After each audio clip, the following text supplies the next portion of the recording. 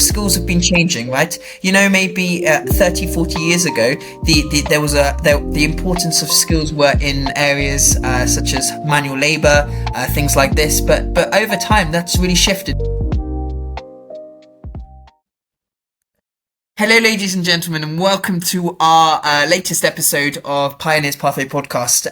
You're joined today by your usual co-hosts, me and Sharia, and it's so great to have you on. We're so excited to be able to share a short little time with you guys to discuss some really interesting topics. How's your week been, Sharia? Has it all been okay? Yeah, all well, all well. What about you, Liam? Yeah, not too bad. The topic of today's podcast is youth skills. Youth skills, whether skills are being redundant in the modern age, and really it's sort of inspired by what the UN had on July the 15th, so the week just gone, which was World Youth Skills Day. Which, according to the UN website, I'll quote this so you can all get the proper definition. It's highlighting the importance of skills development in youth for employment, decent work, and entrepreneurship. Right, that's the official word, but official phrase. But I think we can all talk about how sort of it's such a hot topic, isn't it? With AI, with growing digitalization, growing use of tech, how skills are being made redundant, skills are changing, and how we equip the next generation to be the good for our industry and economy, right? Yeah, no, absolutely. I mean, this has been a topic that's going on for years, in fact. I mean, way before, our time, however you want to define it. I mean, we are obviously very young, comparatively. But, I mean, this is a topic that's been going on. Will, technology replace jobs? It's been an age-old debate, really. And, it's quite important that, our youth do have the appropriate skills, right? They need to understand how these technologies work. And in fact, as, time goes on, the youth are more, reliant on technology as it goes, right? Obviously, with the emergence of AI is being used a lot in education examples. So we are seeing that change. And it's something that we've seen for a very long time.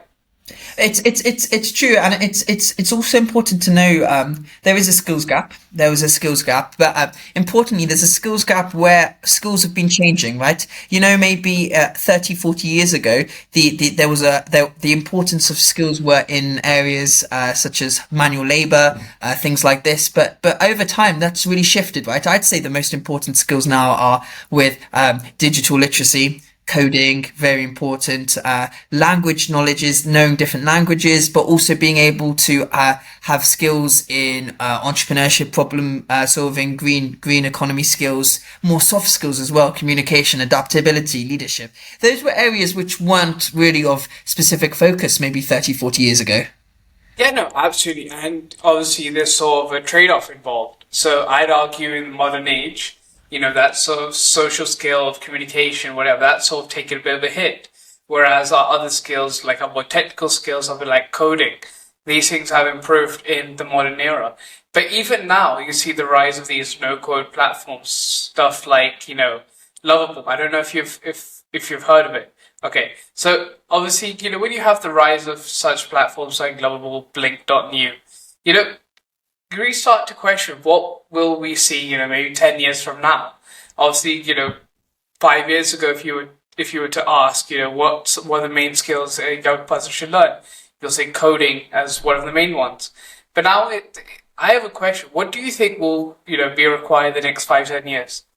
Well, I think the digital literacy, digitalization, computer knowledge, those kind of areas, IT, are all very, very important. I think importantly though, overarching it all the sort of specific skills is things that are transferable, right? Being able to bring skills into different sort of contexts, different environments, that's really important. Also, in terms of youth unemployment, I think that's a really big issue at the moment. And with AI, things are being replaced. So the workforce is being sort of slimmed down, right? So you really need to have skills which set you apart. And I think that's developing a skill set which is unique to yourself, right?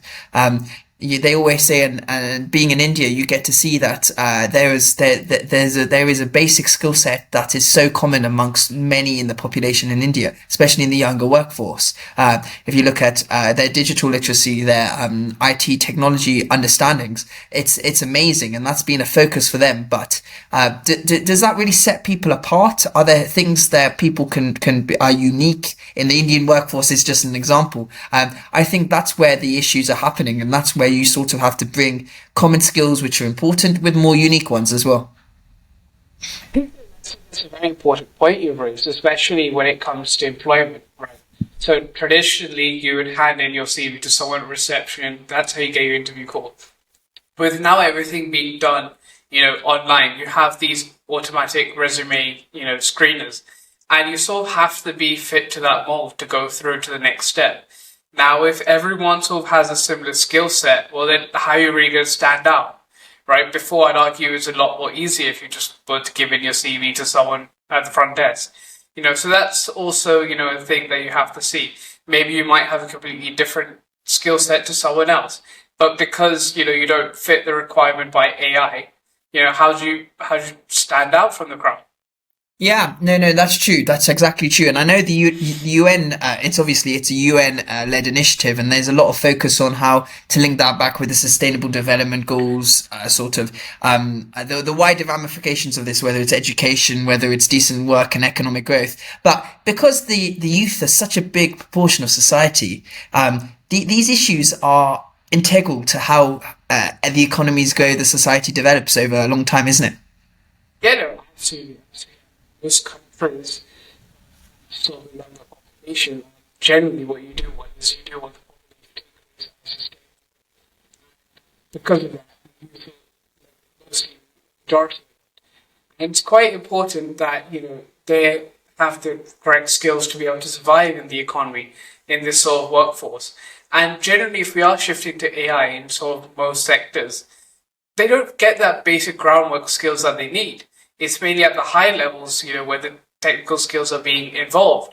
I remember reading, I can't remember, maybe it might have been a year back, a few months ago, a lot of these investment banks, particularly in equity research department, they will say, well, the role of an analyst is going to be completely diminished to some extent in the next, 5-10 years because of the power of AI.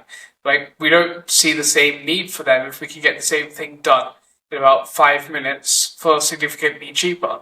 So there's also going to be that concern as well. So where does the youth go from there? I mean, obviously they've been working on developing these skills, but the rate of technological progression has been a lot faster. Yeah, no, definitely. I also want to just bring back to sort of the marginalized youth.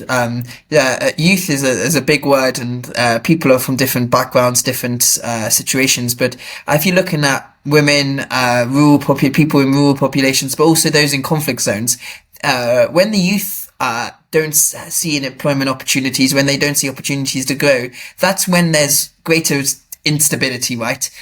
There's such a big proportion of the population that I think this is sort of youth unemployment, youth issues are feeding into sectarian issues and wider conflict and instability.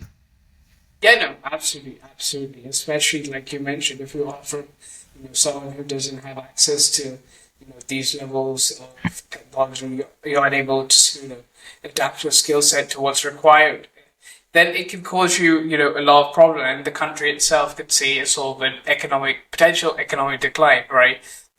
Whatever, these youth people have learned, right? It will tend to become obsolete if they can't, get a job and progress their skills accordingly. I mean, you might have graduated, say, maybe 3 or 4 years back, but if you're unable to get something, the skills you learned 3-4 years back might be obsolete these days. And then after that, you're left wondering, well, where do I go from here? Yeah, no, exactly. No, really interesting stuff, and I hope we tend to draw in quite a young audience as well. So hopefully there'll be some interesting comments that people will have and be able to share. I'm sure there'll be some ideas on how we can sort of solve this. I know bringing young people into the heart of decision making is a really important thing. That's been a big focus, but also creating new opportunities for young people to get involved in employment at a young age, whether that's through work experience in schools, but also equipping people with traditional academic subjects, but also new skills and new skill sets is also important as well, right? Absolutely. So no, thank you. That's been great. And we look forward to having more fruitful discussions over the next few weeks. So stay tuned. Yeah. As always, you know where to find us if you do want to, send us across some topic ideas, or if you want to completely blast us and tell us we're completely wrong, feel free to go ahead and do that. The email is always in the description. But for now, thank you for listening. Thank you.